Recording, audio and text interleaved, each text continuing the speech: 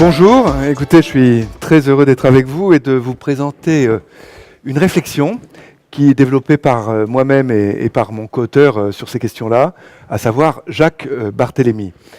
Et cette réflexion qu'on développe depuis 10 ou 15 ans consiste à essayer de savoir comment en France on pourrait rendre le droit social à la fois plus efficace sur le plan économique, sans perdre son rôle protecteur, et même en renforçant son rôle protecteur. Donc vous voyez, c'est un peu l'objet de cette réflexion que je vais vous présenter ici.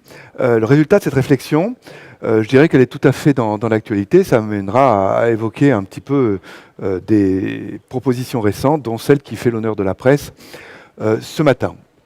Alors, d'abord, en introduction, il est important de signaler qu'un corps de littérature absolument considérable en économie, ce qui lui donne une certaine robustesse, qui nous indique qu'un droit social très réglementaire a des effets préjudiciables pour l'activité économique. Alors, ça a des effets préjudiciables pour l'activité économique. Pourquoi ? Eh bien, parce que ça laisse peu de place à la négociation collective.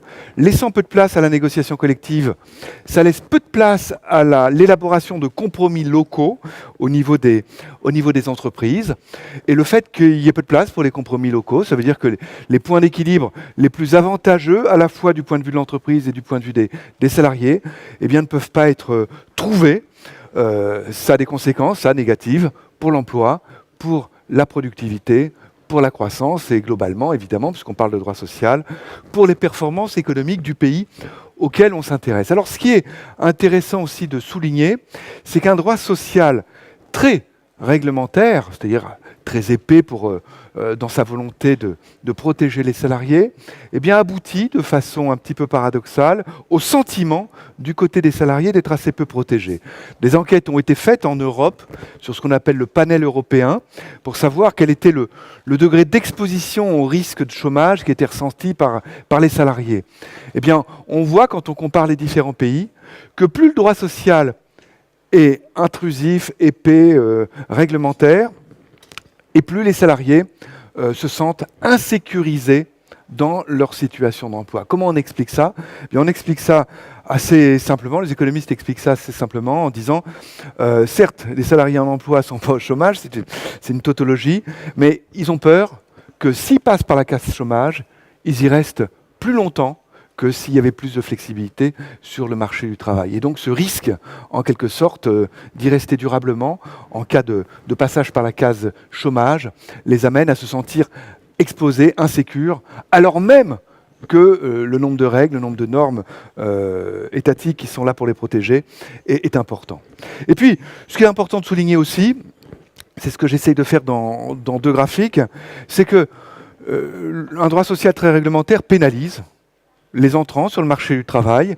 Et bien sûr, quand on pense aux entrants sur le marché du travail, on pense particulièrement aux jeunes. Qu'est-ce que j'ai représenté sur ce graphique-là ? Eh bien, chaque carré noir représente un pays. C'est la situation observée en 2013. En abscisse, c'est-à-dire l'axe horizontal, c'est le degré de protection du Code du travail par rapport au risque de licenciement. Et l'axe vertical, c'est le taux d'emploi. Eh bien, on voit que plus le degré de protection est élevé, plus le taux d'emploi est faible entre les pays de l'OCDE, ici représentés. Et cette relation est encore plus forte pour les seuls jeunes qui sont représentés ici par des petits triangles verts. Jeunes, c'est-à-dire la population de 15 à 24 ans. Donc vous voyez, les entrants sont particulièrement pénalisés, parce que, évidemment, le Code du travail protège essentiellement les personnes en emploi.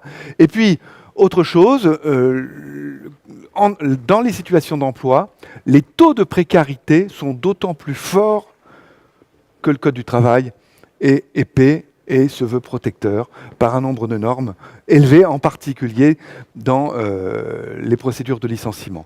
Donc le même axe ici pour les abscisses, c'est on leur donnait le taux de précarité pour les différents pays de l'OCDE. Taux de précarité, c'est le pourcentage parmi la population d'emploi de ceux qui sont en intérim ou en CDD. Mais vous voyez que plus le Code du travail se veut protecteur, plus le taux de précarité est élevé. Et cette relation, à nouveau, est tout particulièrement observée pour les jeunes. Alors, Quand on fait ce constat-là, on est amené à se dire, mais quelle est la situation française? Où en est-on en France? Eh bien, la France, c'est sans doute l'un des pays, sinon le pays, dans lequel le droit social est le plus réglementaire. En témoignent énormément de symptômes. Premier symptôme, les indicateurs agrégés qui nous permettent de comparer les pays les uns par rapport aux autres, par exemple ceux qui sont construits par l'OCDE, et qui nous montrent que le droit social est en France particulièrement rigoureux, pointilliste, intrusif dans la gestion des entreprises, et entre autres dans la gestion de l'emploi par les entreprises. Quand on analyse des domaines spécifiques comme le droit de la durée du travail ou la détermination du salaire minimum, on voit que la place qui est réservée aux partenaires sociaux est très faible. Le droit de la durée du travail est incompréhensible, même pour de nombreuses personnes qui se prétendent expertes en la matière. Les règles de détermination du salaire minimum en France n'ont pas d'équivalent au monde par leur caractère très encadrant pour le salaire minimum. On est complètement à l'inverse d'autres pays. Je pense par exemple aux pays nordiques, dans lesquels, prenons le cas du Danemark, quand il avait été question dans le débat politique d'introduire un salaire minimum national, les partenaires sociaux, les syndicats de salariés en particulier, avaient dit « pas question, ne faites pas ça, c'est notre boulot à nous, partenaires sociaux, et en particulier syndicats de salariés, de négocier ce genre de choses. » Donc pas de règles nationales sur le salaire minimum. Autre symptôme, l'épaisseur du Code du travail. Vous savez tout ça. En édition d'Alloz, 950 pages en 1974, plus de 3000 pages au jour d'aujourd'hui, ce qui signifie que personne ne peut s'approprier, évidemment, cet ensemble de règles. Alors, associé à ce droit social très réglementaire, en France, qu'est-ce qu'on observe? Une faible présence. Ça peut vous étonner, parce qu'on entend sans cesse parler des syndicats. Et pourtant, en France, ils ont une faible présence décisionnelle par rapport à ce qui existe à l'étranger. Et cette faible présence décisionnelle, eh bien, on en voit aussi la trace, cette faible présence, dans un taux de syndicalisation qui est l'un des plus bas de tous les pays de l'OCDE, et puis des raisons de non-syndicalisation qui nous amènent à penser, à saisir que le climat social a en France quelque chose de très particulier. Dans ce graphique-là, j'ai représenté pour tous les pays de l'OCDE, je pense que vous ne pouvez pas voir, mais enfin, il y a les 34 pays de l'OCDE, et puis il y a le taux de syndicalisation. Eh bien, vous voyez que la France et la Turquie se partagent l'honneur d'être les deux pays dans lesquels le taux de syndicalisation est le plus bas parmi tous les pays de l'OCDE. Quand on regarde maintenant, c'est le résultat d'une enquête qui est faite régulièrement par TNS Sofres, pourquoi les salariés ne se syndiquent pas en France? La réponse que font les salariés, c'est d'abord la peur des représailles. Vous imaginez un pays, enfin, on dit ça à des salariés de pays nordiques, on dit ça à des chefs d'entreprise de pays nordiques, ils ne comprennent pas, ils ne peuvent pas comprendre ça. La première raison de non-syndicalisation en France, c'est la peur de représailles, bien sûr, de représailles de leur employeur. Et puis, les trois raisons qui suivent sont que l'offre syndicale ne correspond pas à leurs attentes. Les syndicats ne comprennent pas nos préoccupations, les syndicats sont trop divisés, les syndicats ne sont pas efficaces, etc. Donc vous voyez, une inadaptation des syndicats, d'un côté, et puis un refus du patronat, de l'autre, d'une présence syndicale et même de l'adhésion syndicale, qui est pourtant, comme vous le savez, un droit constitutionnel. Il y a quelque chose d'étonnant dans la situation française. Alors, ce qu'on propose dans cette situation avec Jacques Barthélémy, c'est une réforme, une refondation complète du droit social qui permettrait donc au droit social d'être plus efficace, d'une part, et tout aussi, sinon plus, protecteur. On distingue trois modalités de réforme du droit social. Une première modalité de réforme du droit social qui est dans le débat public au jour d'aujourd'hui et dans la presse de ce matin, puisque ça a été, il faut le nommer, proposition du MEDEF. Première proposition, une contraction du droit réglementaire, c'est-à-dire on fait maigrir le Code du travail, avec l'idée derrière la tête que les partenaires sociaux, ce sera à eux de décider de nouvelles normes qui remplaceront ces normes disparues.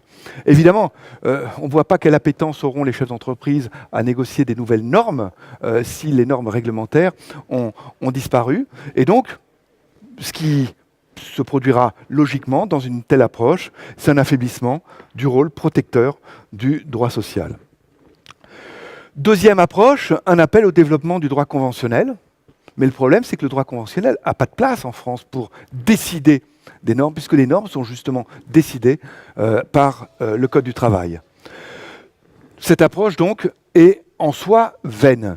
Troisième approche, qui est celle que nous proposons avec Jacques Barthélemy, consiste à dire que les normes conventionnelles, c'est-à-dire le résultat des négociations entre les partenaires sociaux, pourraient se substituer de façon dérogatoire aux normes réglementaires, qui viennent donc du droit. C'est cohérent avec la tradition de civil law. À aucun moment, il y a un effacement du rôle protecteur du droit social, puisque ce serait la volonté des partenaires sociaux, par accord nécessairement majoritaire, qui substituerait des normes conventionnelles, accords collectifs, aux normes réglementaires décidées par le droit, enfin incluses dans le droit du travail. Alors quelles seraient les limites que devrait prendre cela? Alors je vais un peu vite. Première limite, bien sûr, on ne peut pas déroger aux règles qui correspondent à ce qu'on appelle l'ordre public social, respect de la dignité du travailleur, respect de sa vie privée, etc., les droits fondamentaux en quelque sorte. Mais il doit revenir aux partenaires sociaux de définir eux-mêmes quelles sont les limites indérogeables à l'ordre public social. Et puis, deuxième limite absolue, bien sûr, le droit international. Et dans le droit international, les conventions que la France a pu signer dans le cadre de l'OIT, et puis, cela va de soi, la réglementation, le droit communautaire. Troisième préoccupation, et là, c'est ce qui doit amener l'État à intervenir dans l'espace laissé à la négociation collective. Il faut évidemment que les décideurs d'accords collectifs réduisent au maximum les externalités possibles de leurs décisions. En quelque sorte, les décisions ne doivent pas se prendre au détriment des publics, des personnes qui ne sont pas dans l'entreprise. Au détriment financier, ça ne doit pas avoir un coût pour la collectivité, et ça ne doit pas avoir entraîné une dégradation de la situation des outsiders, et en particulier des entrants sur le marché du travail. Alors tout ça, évidemment, est cohérent avec tout le processus long qu'on a connu, la loi Larcher du 31 janvier 2007, qui a donné un rôle très fort aux partenaires sociaux, la loi du 20 août 2008, qui a amené à définir des critères, tout ça à la demande des partenaires sociaux, des critères de représentativité pour la signature d'accords. Je vais juste donner deux exemples ici, puisqu'ils sont dans le débat de politique économique. Qu'est-ce que ça signifierait dans le domaine du droit de la durée du travail, plutôt qu'essayer d'ergoter sur tel article du Code du travail qui pourrait être modifié, etc. Il serait dit aux partenaires sociaux, voilà ce qui est la transposition du droit communautaire dans le Code du travail français, ça, on ne peut pas y toucher, ça va de soi. Pour tout le reste, tous les autres articles, vous pouvez y déroger par accord collectif nécessairement majoritaire. Pareil dans le domaine des seuils sociaux, plutôt que voir chacune des obligations associées à chaque niveau, 10, 11, 20, 50 salariés, etc., eh bien, il serait dit aux partenaires sociaux, vous pouvez, par accord collectif, éventuellement super majoritaire à 50%, puisque les partenaires sociaux ont introduit cette démarche dans l'ANI du 11 janvier 2013, eh bien, vous pouvez décider de ne pas respecter telle obligation associée à tel seuil social. Mais on ne va pas décider de ça au niveau interprofessionnel, au niveau national. C'est à vous, localement, d'en décider. Voilà, je vais, je crois, m'arrêter là-dessus. Je saute la dernière partie qui zoomait sur l'articulation entre l'accord collectif et le contrat de travail, pour dire dans quelles conditions un accord collectif pourrait mordre dans l'autonomie du contrat de travail. Ça a été le cas, vous le savez, dans l'ANI du 11 janvier 2013, par exemple par la création de les possibilités d'accords de préservation de l'emploi ou d'accords de maintien de l'emploi. Ces accords de maintien de l'emploi disaient que dans certaines conditions, on pouvait baisser la rémunération de salariés. Donc vous pouvez mordre dans l'autonomie du contrat de travail par une baisse de sa durée du travail pour le salarié, une baisse de sa rémunération décidée par accord collectif. Simplement, ça a été un échec. Depuis, 5 accords simplement de maintien de l'emploi ont été signés en France. Et les raisons de cet échec sont bien connues. On n'a pas donné une force contractuelle suffisante à l'accord collectif pour mordre dans l'autonomie du contrat de travail, ce qui fait que les craintes des PME, en particulier de procédures contentieuses en prud'homme, n'ont pas été levées. Un salarié qui n'est pas d'accord avec un tel accord doit être licencié par le chef d'entreprise pour motif économique, ce qui fait que le chef d'entreprise est exposé au risque de prud'homme. Voilà, je m'en arrêterai là. Mais vous voyez que ce que nous proposons est en complète filiation avec toute l'évolution de la culture de civil law qui caractérise notre pays.